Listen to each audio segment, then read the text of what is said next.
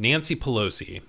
Ex-Capitol Police Chief slams Pelosi, says she rejected National Guard's help on January 6th. Oh, that kind of slamming. Sorry. I have my highest factuality reporting pulled up here, but just to look at this, our bias distribution over here, if you look at it, it says that 86% of the sources lean right. So this is definitely a bias, a blind spot for the left. 21% of the sources are high factuality. That's because ground news has a tendency to never ever rate anything from the right as high factuality. Why is that? Is it because they just print whatever the frick they want? Or is it because maybe ground news has a little bit of their own bias? I don't know. Like I said, the last time that I brought this up, I haven't done the research myself, but it's definitely something that I like to highlight so that if you want to go out and look at it for yourself, you're more than welcome to. So 21% high factuality with a 86% right-leaning distribution. And I have a story pulled up by the Denver Gazette. It does say that it's behind a paywall. If you look at that little, on the Denver Gazette, there is a little dollar sign on there. And that typically means that the story is behind a paywall. But for whatever reason, I'm using the Brave browser. And the Brave browser does sometimes allow me to get around that paywall. So something to keep in mind. And if we scroll down, you can see there is some high factuality that leans right. The Washington Examiner, 997wpro.com. And then as we keep going down, our factuality gets lower and lower because I have my stories sorted by factuality. Now, this was published an hour ago when I pulled it up, so that like maybe an hour and a half. There were only 17 articles on this so far. I guarantee you there's going to be a lot more reporting. This is going to be something that the right pushes today. So let's go ahead and get into this story from the Denver Gazette. It says it's center-leaning with high factuality. Denver, in my experience, tends to lean pretty liberal, but that doesn't mean that the source leans liberal. So let's get into the story here.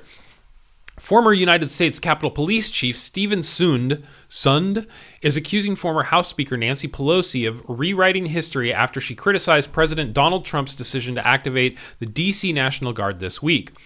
Pelosi wrote on X Monday that Trump delayed deploying the National Guard on January 6th when our Capitol was under a violent attack and lives were at stake, claiming his new guard order was an attempt to distract from his incompetent mishandling of tariffs, healthcare, education, and immigration. Sund, who led the Capitol Police during January 6th, 2021 riot, responded with a lengthy rebuttal accusing Pelosi of blocking his multiple requests for guard assistance before and during the attack. Ma'am, it is long past time to be honest with the American people, Sund wrote. Ma'am, it's long past time to be... this just repeats it. On January 3rd, I requested National Guard assistance, but your sergeant at arms denied it. Under federal law, I was prohibited from calling them without specific approval. That same day... Let's see if we can get into this. I shouldn't have done that. I should not have done that. I should have opened it in a new window. Fudge. And that's why.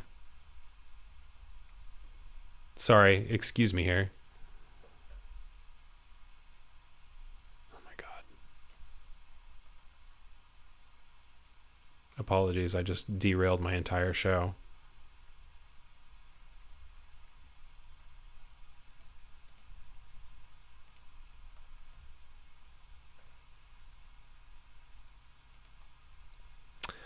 Well, see, there's that paywall thing that I was talking about. I completely screwed up.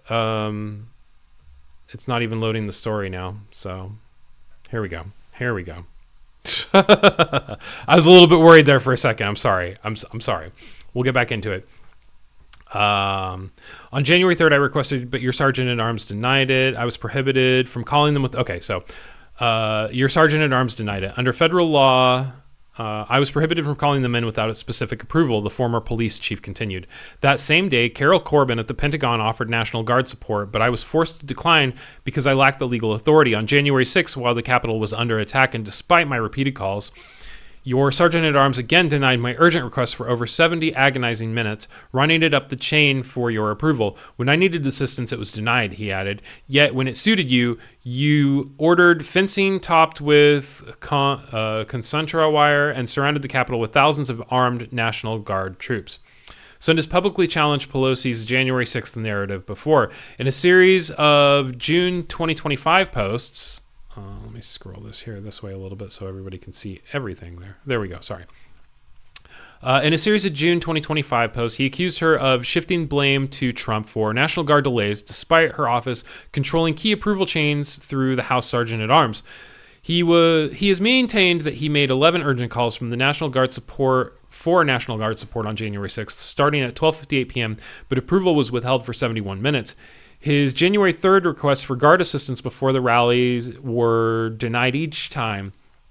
He also argues that federal law barred him from unilaterally requesting federal assistance without the approval of Capitol Police Board, which includes both Sergeant of Arms reporting to Pelosi and then Senate Majority Leader Mitch McConnell. In a sworn testimony, Sund also blamed the Pentagon for failing to activate the National Guard in a timely way on January 6th due to optics concerns. After I had received approval to call in the National Guard, I had to beg Pentagon officials to send us help. I was repeatedly denied assistance by the Army Lieutenant General Piat, citing concerns over the optics of the National Guard on Capitol Hill. The D.C. National Guard, many of whom were standing within eyesight of the Capitol, Sund testified in 2023. Sund also pointed to the footage from Pelosi's daughter, filmmaker Alexandria Pelosi, recorded during the evacuation, in which Pelosi appears to take responsibility for the lack of available Guard troops. Since January 6, 2021, Nancy Pelosi has spent 3+ years and nearly $20 million to creating a narrative to blame Donald Trump. I think that this is all quoting from a Twitter post, it looks like. Okay. Pelosi, however, has continued to assess that Trump alone refused to send in reinforcements on January 6th. In remarks reiterating her position, she said, "On January 6th, with the violence against the Constitution, against Congress, and against the United States Capitol, we begged the President of the United States to send in the National Guard. He would not do it. That day, he didn't do it." The renewed clash between Pelosi and Sund comes as Trump's D.C. Guard activation, part of a federal takeover of the Metropolitan Police Department, draws sharp criticism from Democratic leaders in Washington and Maryland and reignites a long-standing dispute over January 6th accountability. All right. Hey, thanks for checking out this video from Nightly News this morning. If you wouldn't mind, subscribe and turn on notifications so you never miss a video or when we go live on Tuesdays and Fridays.